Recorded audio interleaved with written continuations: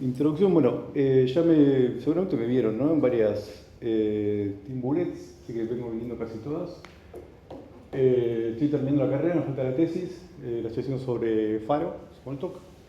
De hecho, soy contribuidor de Faro, también de Ruby, tengo unos commits. Y bueno, laburo de backend developer en Ruby, como se quejaba Sandra. Pero bueno. Así que bueno. El otro día me identificaron, fui a la grabación de la oveja a ver qué onda, y uno me dijo, ¿estás? Y dije, sí, y se vuelta con su amigo y dijo, este es el backend developer. Ah. Nunca vi me agarró un pudor. Ok. Perdón, Está bien. A ver. Bueno, primera pregunta, ¿alguien nunca escuchó el término Garbage Collector? Todo el mundo sabe lo que es, ¿no? Ok, sí, ojalá sea bastante bien. Ok, bueno, el paper se llama Generation Scavenging Non-Disruptive High Performance Storage Reclamation Algorithm, bueno, MANCRU. Es una implementación de un Garbage Collector generacional, es la segunda que encontré, creo que es la segunda más vieja. Ahora vamos a ver que hay como muchas maneras de implementar Garbage Collector generacionales y bueno, la forma que lo implementa esta es bastante sencilla, que es lo bueno como para explicar. Así que bueno, vamos a empezar con esta foto. ¿Alguien sabe quién es esta persona? Este es Sí. McCarthy. John McCarthy. John McCarthy, el de Lisp. Sí, exactamente, sí. ¿Alguien no lo conoce? Relativamente bastante gente. Bueno, lo incluyo porque, no sé, es como uno de los unsung heroes de la ciencia de la computación. Mucha gente no sabe quién es. Es un ganador de premio Turing, es el creador de Lisp. Y bueno, es el que inventó el concepto de Garbage Collectors. O sea, básicamente es una persona muy importante. Murió hace unos años, creo que tenía 84, así que estuvo trabajando en los años 50 en esto. Es bastante importante. Bueno, bueno, ya pregunté si sabían que era un Garbage Collector, ya lo saben, básicamente es manejo de memoria. Así que vamos a meter la charla esta tiene mucho contexto, creo que en ese sentido no salió tan bien, pero bueno. Hice las diapositivas hoy hace 2 horas, así que bueno, podía pasar. Bueno, management manual, como se hace con C, C++, bueno, todo el mundo sabe qué es esto, tiene muy buena performance. Problemas, es muy fácil introducir leaks, dangling pointers, page fault, etc. Ya sabe todo el mundo qué es esto. Bueno, reference counting. Conteo de referencias es una técnica más bien vieja, pero que está haciendo un comeback. Últimamente Swift sé que la está usando, Python la usa. Es muy costosa en términos de CPU. Tiene el problema de que por lo general la cantidad de tiempo que uno pasa haciendo garbage collecting, haciendo conteo de referencias es proporcional al programa, es decir, la cantidad de trabajo que requiere hacer el contador de referencias es proporcional, eso no es bueno, que escale linealmente. Se basa en la idea de que cada vez que se crea una referencia nueva es un objeto, se incrementa un contador. Cada vez que esa referencia se pierde porque se asigna otro objeto o porque se sale del scope, el contador se incrementa. Cuando el contador llega a 0, se libera la memoria.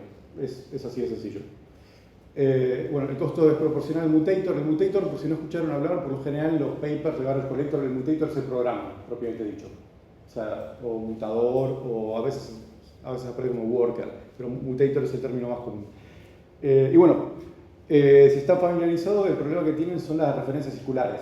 Es decir, si una estructura circular que está en memoria sale completamente del scope, todos los contadores internos siguen valiendo por lo menos 1.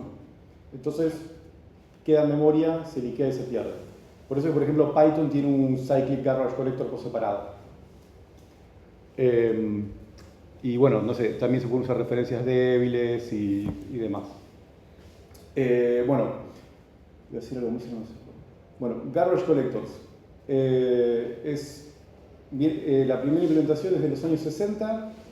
Es un modelo de programación muy sencillo. De vuelta, no hay que hacer ningún cuidado especial, no hay que usar referencias débiles, no tengo que liberar memoria, no hay un borrow checker, no hay nada por el estilo. Es muy simple, está pensado justamente para que sea fácil para usar el programador. Pero bueno, tiene toda una serie de inconvenientes. Bueno, como ventaja, no tiene el problema de las referencias circulares que nombraba antes. Tiene un impacto en la memoria significativo.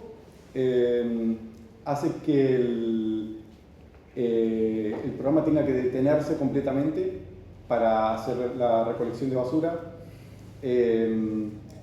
Agrega latencias de manera aleatoria, es decir, nosotros no sabemos cuándo el programa va a parar a recoger la basura y detener todo. Por lo tanto, lo hace bastante ineficiente para programas de real time o para programas interactivos. Digamos, la performance, el impacto en performance es bastante importante. Y de hecho las implementaciones originales eran bastante malas, bastante lentas, bastante peor que conteo de referencia muchas veces. Pero bueno, tiene la gran ventaja esa de que no necesita que el programador o nada, ningún otro mecanismo esté siguiendo referencias circulares ni nada por el estilo. Bueno, por lo que tiene, bueno, es digamos bastante conveniente en ese sentido. Hay un montón de maneras de implementar garbage collectors. La original y más simple de todas es que se llama Mark and Sweep. Mark and Sweep consiste en barrer toda la memoria desde estructuras que llaman raíces. ¿Qué son las raíces? Son variables globales, el stack y registros. ¿Qué voy a tratar de hacer? Voy a hacer un tracing desde las raíces hacia todo el resto de la memoria y voy a buscar todos los objetos que sigan con vida. Ahí tengo que marcarlos. Marcarlos que implica ir escribiendo a lo largo de toda la memoria donde sea que estén los objetos. Esto se puede implementar con un bitmap también. Pero el problema es como que ya estoy trayendo el caché, tal vez trayendo alguna página de disco, tiene sus problemas, andar manoseando toda la memoria para ver dónde están los objetos vivos. Y finalmente la etapa de barrido de sweep, que es básicamente la costosa, es ir pasando por la memoria, yendo objeto por objeto y liberando en un principio, simplemente puede ser llamar a free, por ejemplo, hay muchos garbage collectors que hacen eso, liberando cada objeto por separado y bueno, termina ahí. Es un proceso bastante lento. Es, digamos, la forma más sencilla, más rústica de implementar un garbage collector en sí. Y bueno, genera una serie de problemas. Primero es la fragmentación, es decir, nosotros podemos tener mezclados objetos vivos y muertos a lo largo de la memoria, con lo cual va a ir generando problemas para ir haciendo alocaciones de objetos grandes y cosas por el estilo. Se pierde la localidad, es decir, podemos tener distribuidos en múltiples páginas muchos objetos con distintas edades. Introduce latencias. Todo el proceso de mark and sweep es stop the world originalmente, es decir, el programa para completamente para que el garbage collector corra.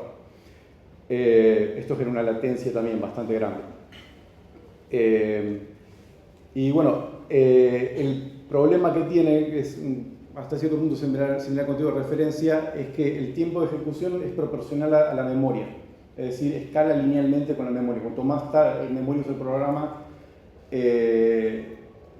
más tarda en correr, independientemente si la cantidad de objetos que está creando el programa no es tanta. Así que bueno, esta es la... me estoy quedando sin batería. ¿Hay un enchufe por ahí? ¿Tenés USB-C? ¿Tenés cargador USB? No, ok.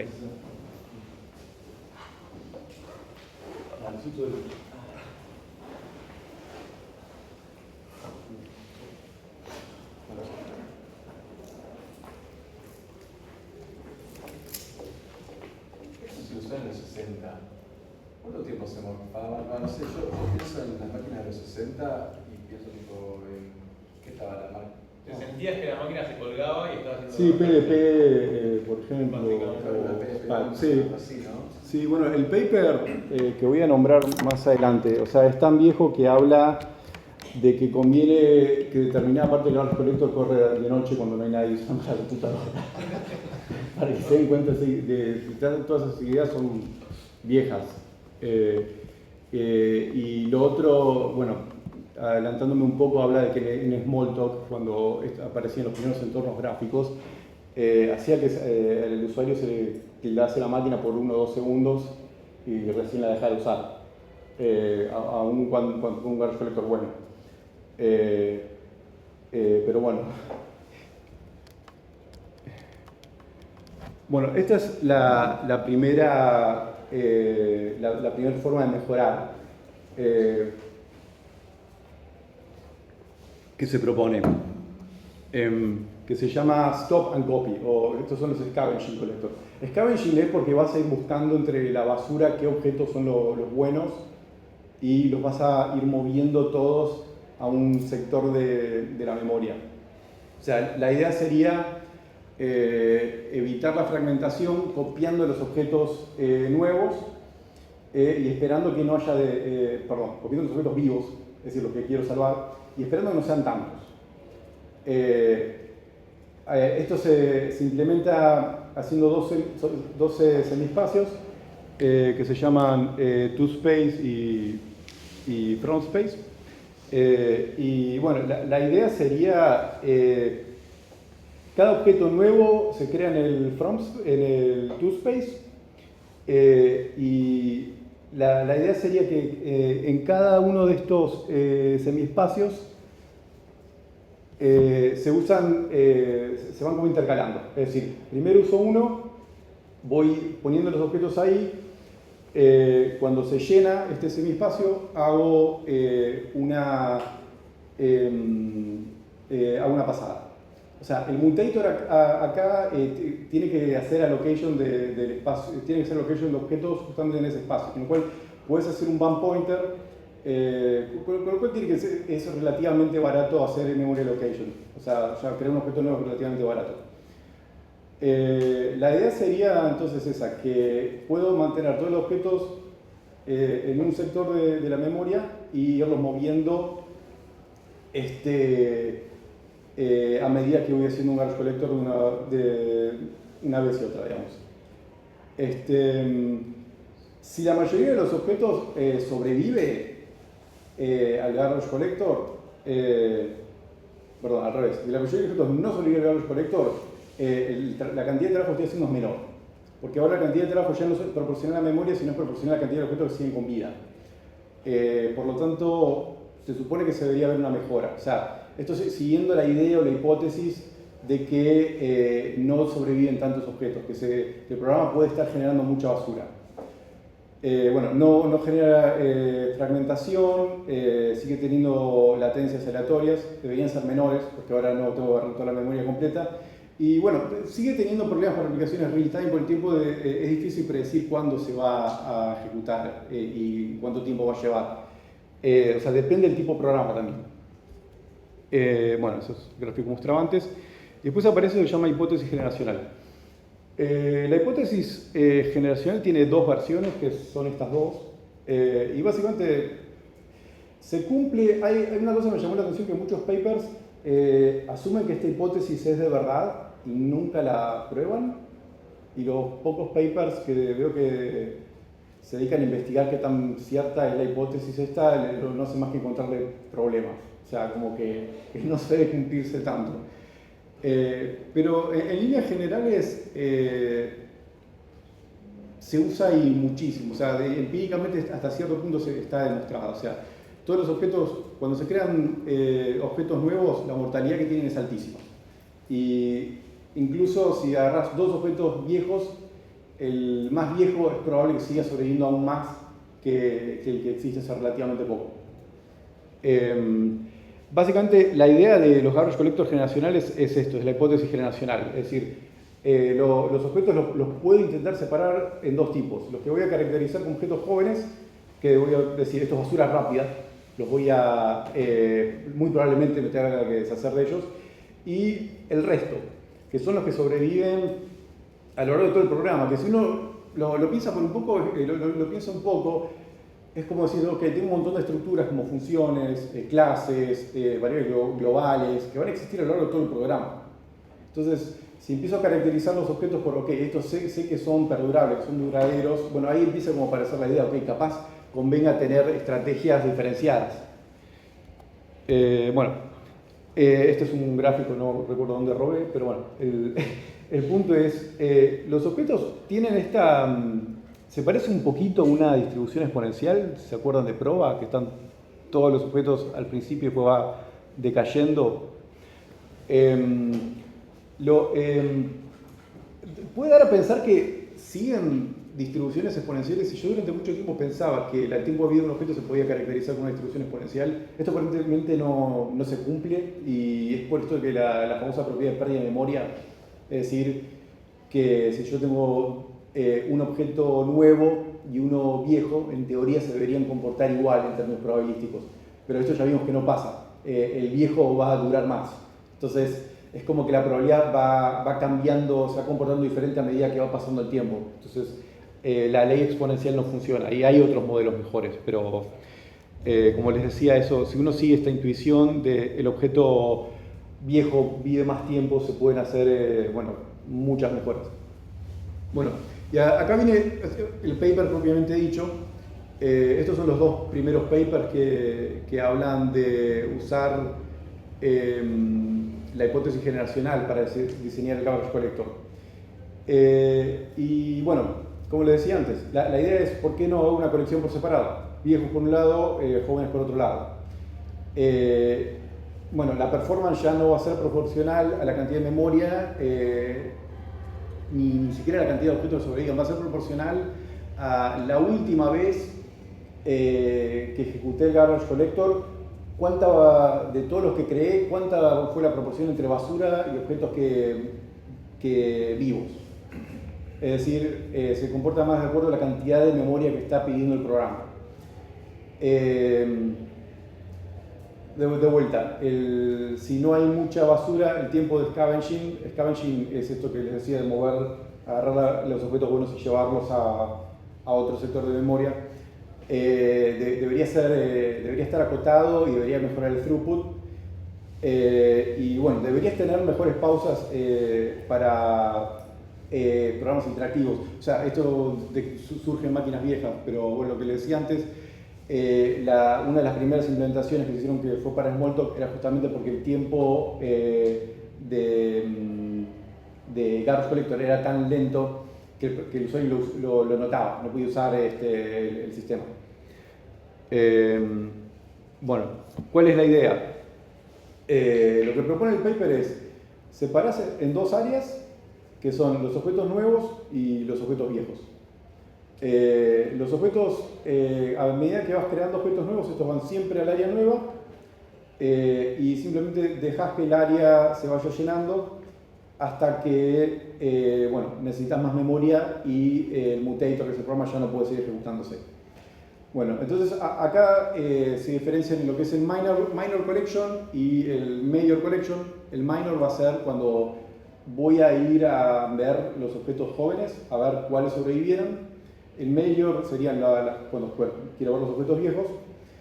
Y lo que voy a hacer es algo muy similar a lo que hacía en Stop and Copy, que es separar la memoria en semiespacios, buscar entre los objetos que sobrevivieron cuáles son los que sobrevivieron y moverlos al otro espacio. Esto lo voy a ir repitiendo una y otra vez y lo que hace mucho garbage collector es mantener un contador, es decir, querés saber la edad de los objetos, querés saber los objetos que están, los jóvenes, cuántas scavenging, cuántas pasadas vienen sobreviviendo. En algún punto lo que vas a querer hacer es decir, ok, este objeto ya sobrevivió demasiado, lo voy a mover a la generación vieja. Eso se llama ternary, o lo que es tenure, que es, ¿viste? Tenure, sí, lo que sería cuando los profesores pueden disfrutar del sueldo y no hacer nada, algo así.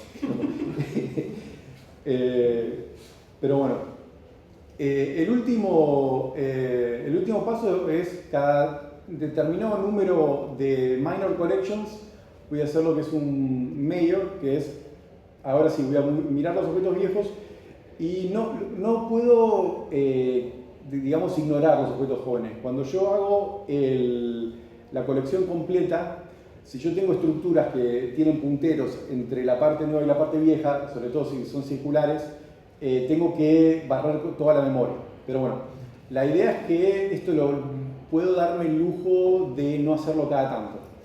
Y esto puede introducir latencias grandes. Y de hecho hay versiones, es muy común que esta parte sea incrementalmente.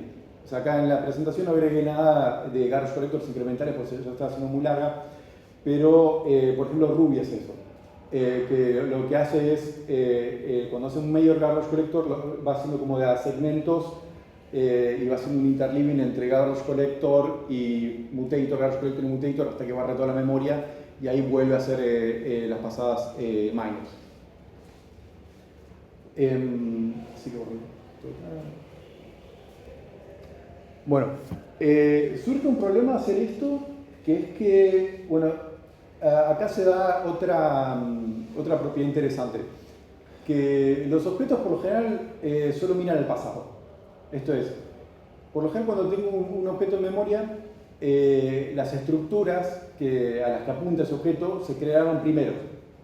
Es decir, todos los punteros están apuntando hacia un objeto hacia el pasado, por lo cual vas a tener muchos objetos de la generación joven que están apuntando a objetos de la generación vieja y los punteros que miran hacia el futuro, es decir, de objetos viejos a objetos nuevos, son raros. Esto también está demostrado empíricamente. No encontré tantas pruebas, pero de vuelta la mayoría hay muchas de estas cosas que en los papers dicen que son como folk models, como en vez de folk tale, folk model, porque se utiliza mucho y dan buenos resultados. Lamentablemente no encontré tantos papers probándolo, pero bueno, se cumple y es un poco natural, si lo piensa uno, estás creando objetos, estás pasando referencias a cosas que ya existen. Entonces, bueno, tenés el problema de cuando haces un minor collector, va a haber objetos que siguen con vida, pero que solamente siguen con vida porque los están apuntando a los objetos viejos. Entonces, ahí es donde aparece el concepto de remember set, que lo que tenés que hacer es guardar en una lista todos los objetos viejos que tienen referencias a objetos nuevos.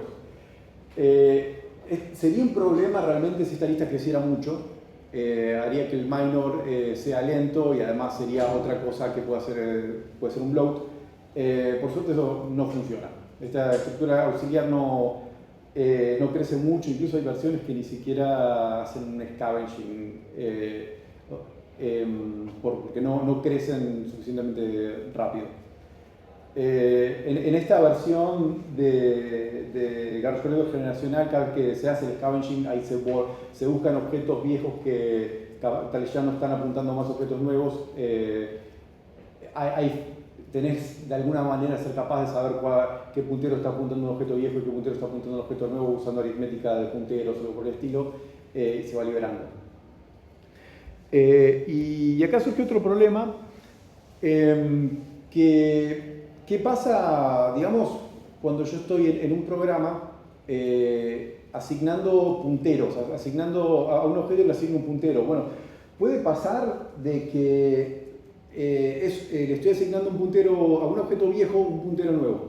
Y eso lo tengo que detectar, porque si no lo detecto no puedo construir el remember set, y si no puedo construir el remember set puede ser que esté, liberando memoria, objetos todavía están en uso.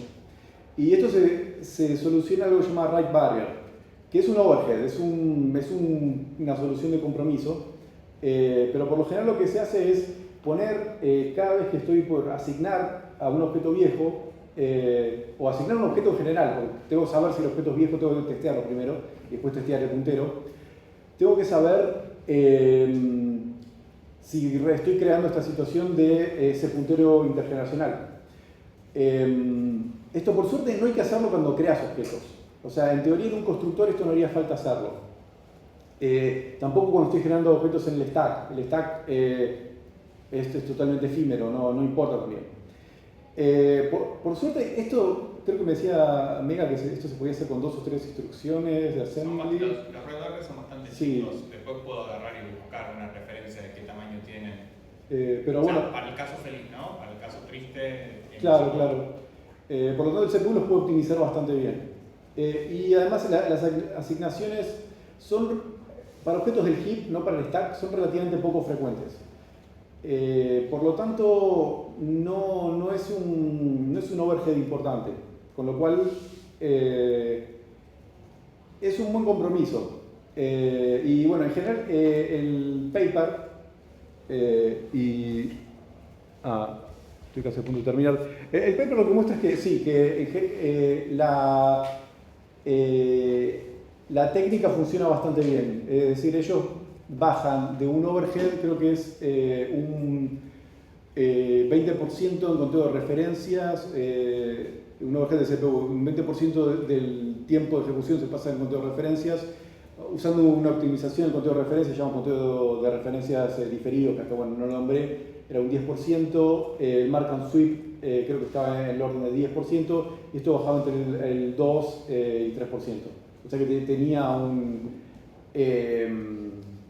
¿cómo se llama? Tenía un resultado muy bueno.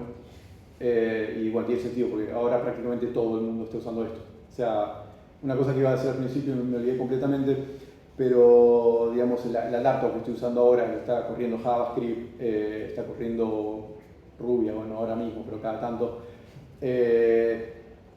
Si corre Java, .NET, incluso Cycle Collector de Python, todos están usando el hipótesis generacional. O sea, en realidad es una optimización muy omnipresente, digamos, se usa muchísimo. O sea, por eso que la charla es interesante, porque en realidad es algo que capaz en la carrera no se ve, pero se usa, lo están usando todo el tiempo, sin saber.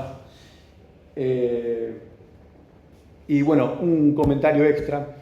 Que bueno, acá lo que les decía antes es que la forma en la que se van comportando los objetos viejos después de que pasan al tailoring, en líneas generales siguen la hipótesis generacional, pero muchas veces no, y se puede generar basura también en la generación vieja. Ahí lo que se puede hacer es decir, ok, y es lo que hacen muchos garbage collectors, es tengamos 2 generaciones o 3 generaciones y hagamos proporcionalmente con menor frecuencia en la más joven, un poco más frecuencia en la segunda y menos frecuentemente la última. Esto se usa muchísimo también. O sea, Ruby tiene uno que es bigeneracional, que creo que es lo que más se está usando, es tener 2 o 3 generaciones y una generación vieja. Y bueno, acá termina el paper. Así que bueno, eso es todo. Gracias. Disculpen si me he entrecortada, pero en serio creo que no daba una charla hace 3 años o más. Bueno, sí. Cuando, o sea, vos aún tenés que poner un threshold entre qué va a ser new y qué va a ser old. ¿Cuáles son los valores estratégicos que se usan para seguir ese threshold? ¿O tienen un set de programas, los tocan medio a mano empíricamente y corren a ver cómo van?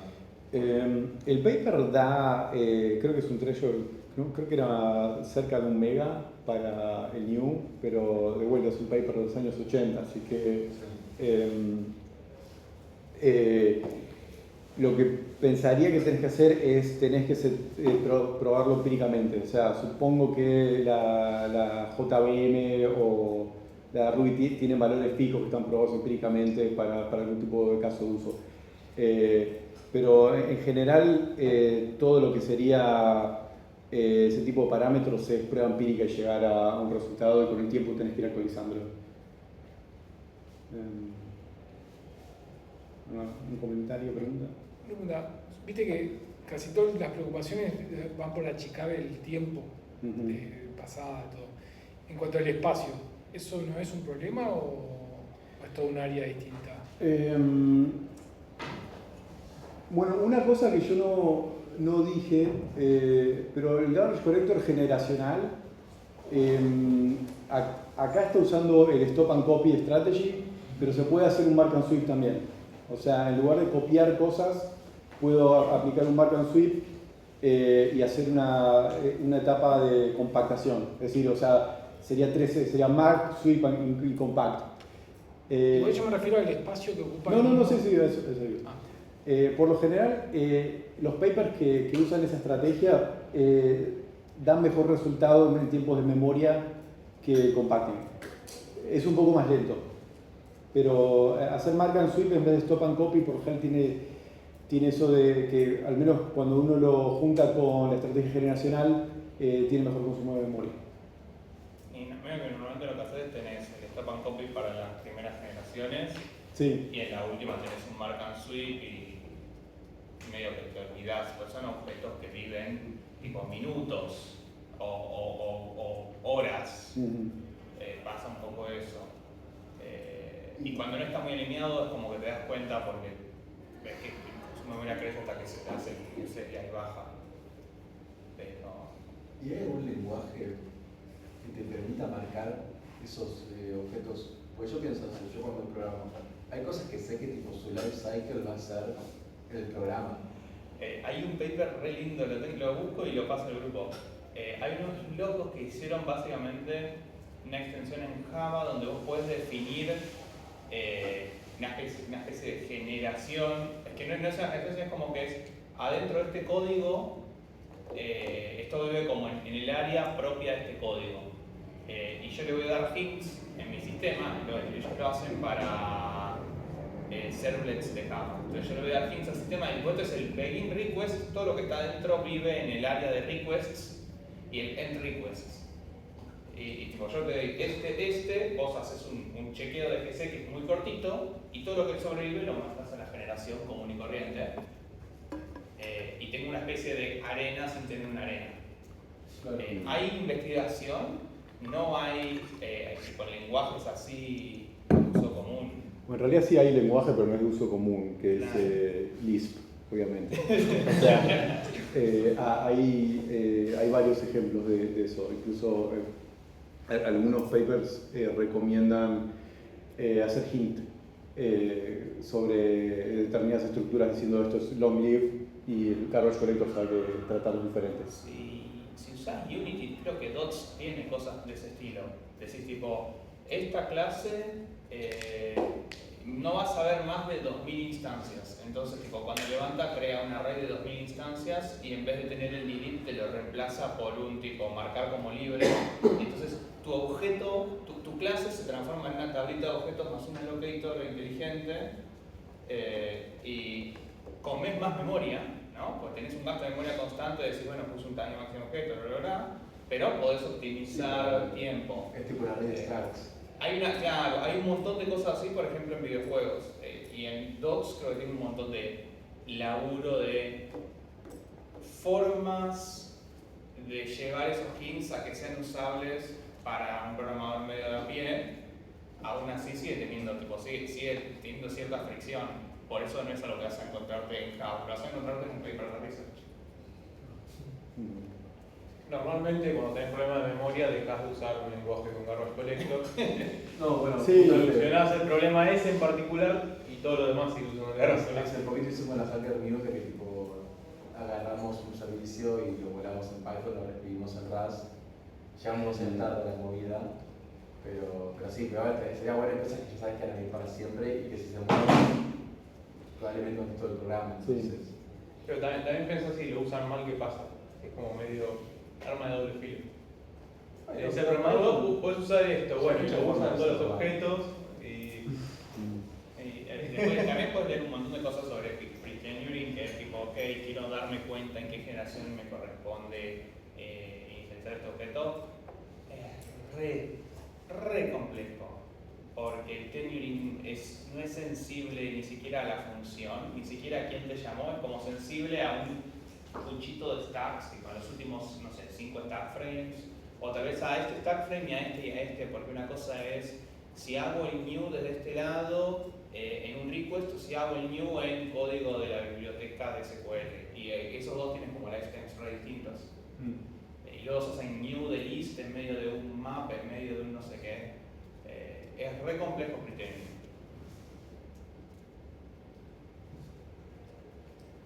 Ok, bueno, ya son casi las 10.